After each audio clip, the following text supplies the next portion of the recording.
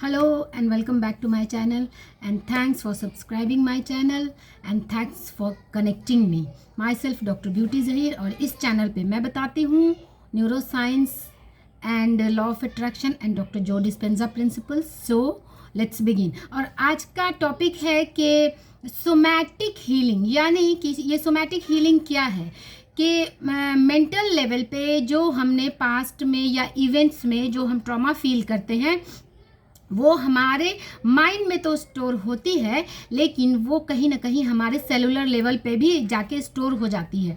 इसके बारे में डॉक्टर जो डिस्पेंजा लिखते हैं कि जिस तरह से एक रूम में कई फैंस लगे होते हैं और वो सब एक दूसरे से कनेक्टेड होते हैं, यानी एक दूसरे से हार्मनी में होते हैं. लेकिन जब आप स्ट्रेस में होते हैं या एनी काइंड ऑफ एंग्जाइटी हुआ, एंगर हुआ, फ्रस्ट्रेशन हुआ, पास्ट ट्रॉमा हुआ, वो सारी चीज़ें कहीं ना कहीं जाके सेलुलर लेवल पे भी जो एक न्यूक्लियर मूवमेंट है, यानी कि अल्टीमेट जो इलेक्ट्रॉन प्रोटॉन का मूवमेंट है, जो कि इलेक्ट्रॉन जैसे अपनी कक्षा में चक्कर लगा रहा है, उसकी एक सर्टेन एनर्जी है. लेकिन जब आप किसी न किसी नेगेटिव इमोशंस में रहते हैं तो वो सारी नेगेटिव इमोशंस मेंटल लेवल पर ही नहीं जाके सोमैटिक लेवल पर भी जाके स्टक हो जाती है और उसके मूवमेंट को, जिसे कहते हैं, हिंडर कर देती है. ये उसी तरह है कि जैसे कि मैं देखती हूँ घर में जो फ़ैन होते हैं, आपने ध्यान दिया होगा काफ़ी दिनों के बाद उसमें डस्ट जम जाता है और जब मैं उसके डस्ट की क्लीनिंग कर दी जाती है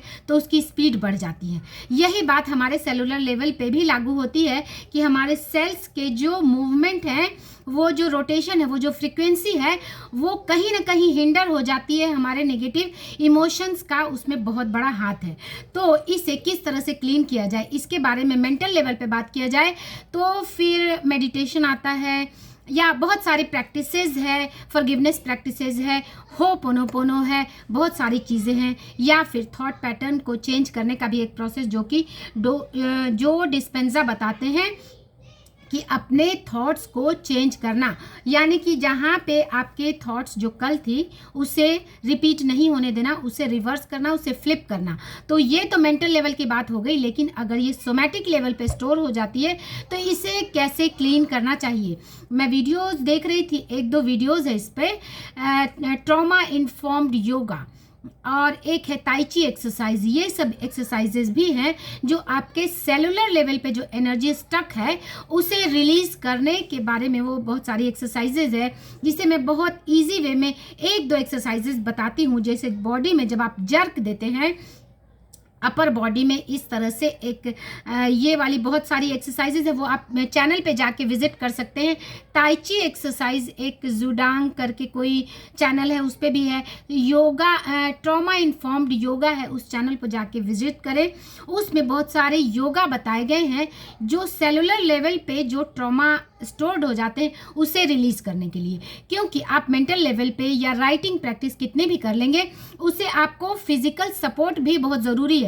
अगर आप फिजिकल लेवल पे उसको क्लीन नहीं करते हैं तो भी वो क्लीन होगी इन द लॉन्ग रन. अब अगर आप बहुत ज़्यादा रिगरस प्रैक्टिस करेंगे तो भी वो क्लीन होगी, इट विल टेक टाइम. लेकिन अगर सेलुलर लेवल पे वो स्टक है तो उसे कैसे क्लीन करना है, इसके बारे में बस मैं एक आपको बताती हूँ, एक छोटा सा एग्जाम्पल देके बताती हूँ. आप जाके अदर चैनल्स पे भी विजिट कर सकते हैं.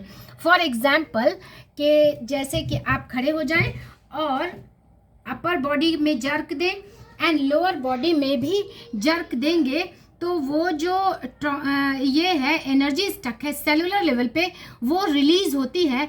एंड देन सेलुलर लेवल पे जो सेलुलर मूवमेंट है, जो सेल की फ्रीक्वेंसी है, सेल का जो कनेक्शन है, सेलुलर हार्मनी जिसे कहते हैं, जो रेजोनेंस है, वो इंक्रीज होता है. तो आपकी एनर्जी बढ़ती है जब सारे सेल्स एक दूसरे से हार्मनी में आ जाते हैं. और ये इसी तरह है कि जैसे कि घर में कई लोग हैं, अगर प्रॉपर हार्मनी रहती है तो पूरा घर अच्छे से चलता है. लेकिन ऐसे ही अगर नेगेटिव इमोशंस आ गए एक घर में, अगर फॉर एग्जांपल 4-5 लोग हैं और any kind of negative energy stuck हो जाती है तो पूरे घर का सिस्टम कहीं ना कहीं तो गड़बड़ ज़रूर हो जाता है.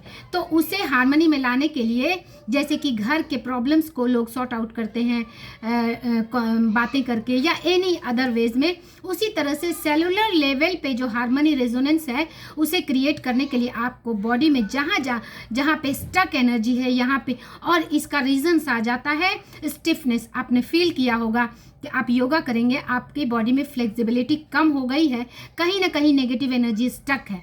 सो ऑलवेज स्ट्रेचिंग एक्सरसाइज, ताई ची exercise, trauma informed yoga, jerk exercise, shoulder jerk, upper body jerk, lower body jerk and एक जाजेन मेडिटेशन उसमें आता है। ये सारी चीज़ें सेलुलर लेवल पे जो एनर्जी स्टक है उसे रिलीज करके आपके मेंटल एंड फिजिकल दोनों, क्योंकि कोई एक चीज़ अकेले नहीं आप मतलब काम कर सकती है, यानी आपको फिजिकल लेवल पे, मेंटल लेवल पे, दोनों लेवल पे काम करना पड़ेगा। मेंटल लेवल पे जिस तरह से writing practice, gratitude practice, meditations आता है, आपको फिजिकल लेवल पे भी जैसे कि जिम जाना, एक्सरसाइज, फिजिकल एक्सरसाइज वगैरह होती है, ये जिस तरह से काम करती है, तो आपको दोनों मिला करके बोथ साइडेड काम करेंगे तो एनर्जी अपलिफ्टमेंट में, बॉडी की होल फ्रीक्वेंसी बढ़ाने में ये आपको ज़्यादा काम करेगी। सो सेलुलर लेवल पे भी काम करें, मेंटल लेवल पे भी काम करें, तो आप अपनी